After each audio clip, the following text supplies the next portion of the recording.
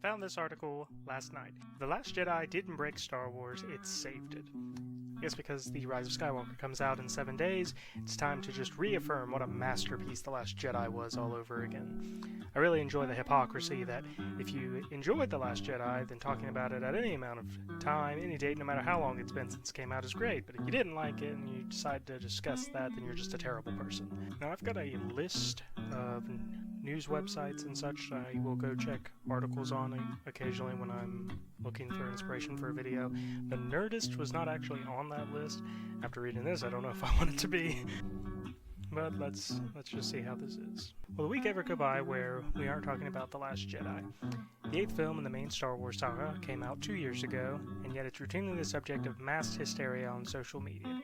Is it overrated or underrated? Did writer/director Rian Johnson break the franchise or shatter blockbuster storytelling boundaries? Was it a healthy thing for the fandom or a sign that it's beyond repair, littered with folks who don't know what they want, bolstered by a company that doesn't understand its power? Great start! The release of Rise of Skywalker, the final film in the episodic franchise, is a mere week away. With it comes another refresh on The Last Jedi discourse, but this time, a lot of it's coming from Star Wars cast members and creatives.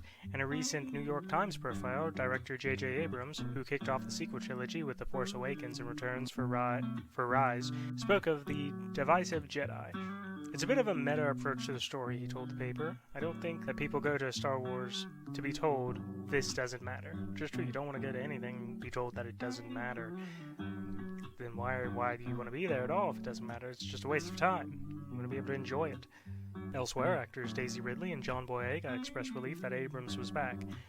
In the Times profile, Ridley said she cried at the news he'd return, because of the safety he provides on set. Boyega had a more pointed reaction. Even as a normal person in the audience, I wanted to see where that story was going, he said, referring to the story Abrams set up in The Force Awakens.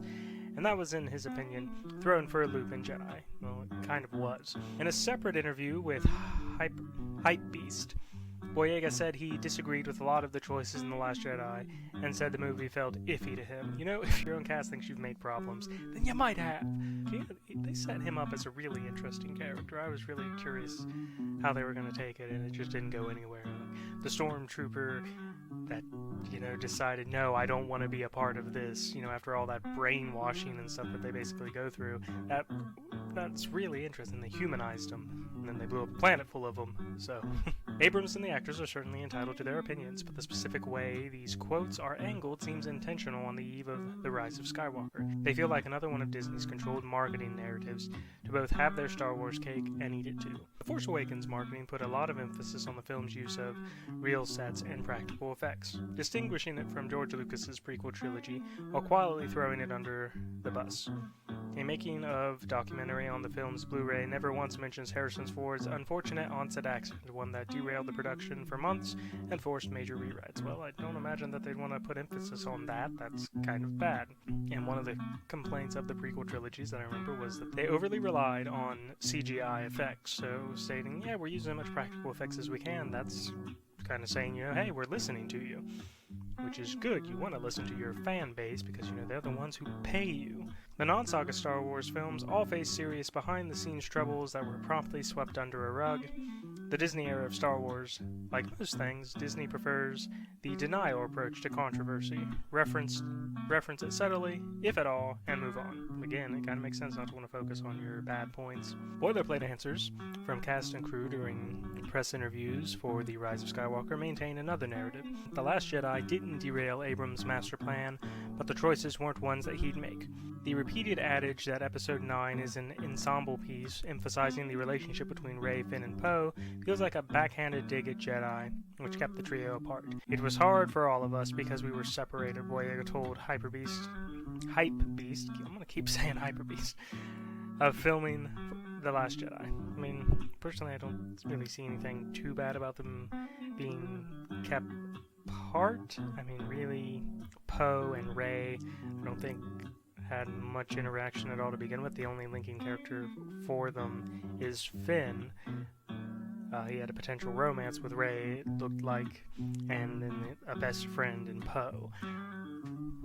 If anything, the fact that he was away from both of them is just the weird part. It's a fair point the Rise of Skywalker marks the first time the three main heroes will interact as a core group. This isn't the fault of The Last Jedi or Rian Johnson, and framing it as such feels misguided. Oh, do tell. The Force Awakens also kept those characters apart. They've never functioned as a trio or been set up as one. Rian Johnson inherited a host of cliffhangers and half-finished arcs in The Last Jedi that Abrams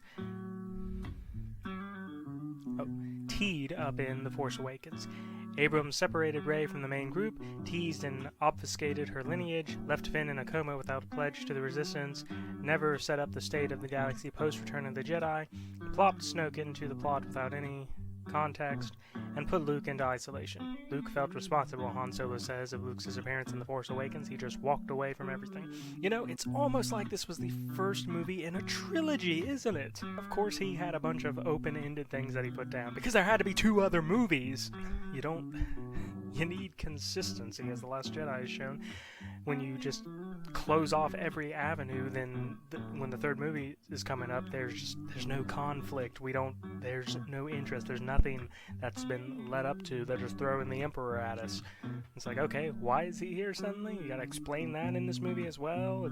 It's a mess. Johnson's film took all of those dangling threads and weaved them into a beautiful story. Yeah, we'll call it that. One that demonstrably provoked a fandom a little too obsessed with idol worshipping. Oh yeah, go ahead, insult them. Don't insult us, that's not like there hasn't been enough of that. It didn't smear the legacy of characters so much as it deepened and matured them. Okay, so we got Luke abandoning all hope and just saying, screw the galaxy. They turn Han into a deadbeat dad. Yeah, okay. Definitely deepened and matured. Made them better. No. Leia's loss of faith and Luke's restoration of that hope for her and for a galaxy cracked open a universe of possibility, one that undercut the notion that the Force makes you inherently important and made Star Wars even more for everyone than originally envisioned. I don't remember any mention that the Force is what made you important. Han was always important, and he wasn't Force sensitive in the expanded universe. And the books, I believe, he used to joke that he needed to be given a lightsaber just to be an honorary Jedi or something along those lines. And as a matter of fact, I think one of the reasons that the Thrawn trilogy and Thrawn himself was such a important character, as I always refer to him as the Sun Tzu of Star Wars, is that he showed that you don't need to have the Force to be a threat. And it was amazing. Abrams, critiquing the meta qualities of The Last Jedi, feels backwards in a few vital ways. First, it insinuates that The Force Awakens wasn't meta, even though it's literally the story of a new generation of Luke Skywalker worshipping rebel wannabes implanted into a fantasy adventure stocked with recognizable characters and totems. That's about as meta-textual as it gets. Well, yeah, the first movie kind of would make a lot of references since, the original trilogy that it's coming after was so long ago. It also suggests that Johnson somehow compromised or undermined Abrams' own vague world building, where he never made clearly defined choices in the first place. He outlined a trilogy, walked away, then returned with a simmering wave of internet vitriol that could either be eradicated or weaponized to sell the next product. I like how they're trying to shift all this blame back to J.J. Abrams. Like, yeah, sure, he made a lot of mistakes. I was not exactly happy about The Force Awakens when it came out because it was just too much of a rip-off of New Hope. But at least it made me interested in The Last Jedi. I wanted to know what was going to happen. The Last Jedi has not done that at all when it comes with The Rise of Skywalker. I doubt I'm going to see it. I don't want to spend my own money to do it. I don't even know if someone offered to buy me a ticket if I'd still want to go see it. I don't want to waste someone else's money. The Times comments are soft enough that you can read them both ways, but the disappointing aspect comes from the coded commentary and the things left unsaid. Meaning you're going to aspire to their words that may or may not be true. None of the promotion contends with the truly vile things happening in the fandom. I like that they used the word vile instead of toxic, because I'm just so tired of hearing that. Their own co-star, Kelly Marie Tran, was bullied off social media, a fact that has been, a myth that has been disproven countless times. It did not happen that way. And publicly derided by so-called fans after. Well, also, anyone in the public eye, any celebrity, is going to be derided and just made fun of. People are terrible. You just gotta deal with that. There's no stopping it. You can't label the entire fandom that doesn't agree with you as as being a part of that. Boyega spent most of his screen time with Tran, so his vocal dissatisfaction with the group's separation sounds like an added dig at her, a way to validate those bad fans, mean-spirited rants. Good jump there, Evel Knievel, even if it's unintentional. Likewise, others have been on the receiving end of targeted hate, death threats, rage campaigns, and personal attacks for simply liking things about The Last Jedi and expressing that fandom online. Okay, I could probably go Google and in 5 minutes find hundreds of cases of people getting targeted hate, death threats, rage, well, not necessarily campaigns, but receiving rage for anything. It's the internet. It's gonna happen. And really, the reverse can be said about not liking The Last Jedi. If you don't like The Last Jedi, you're automatically a racist, a misogynist. It's not...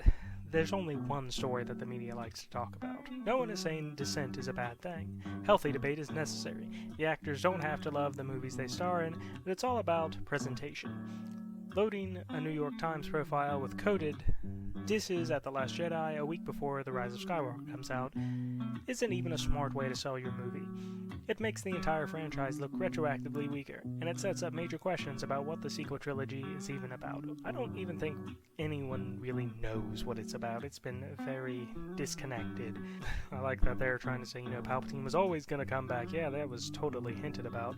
It would have made more sense to have Snoke come back. Will The Rise of Skywalker feel like a real movie, or just a checklist of ways to cater to backlash?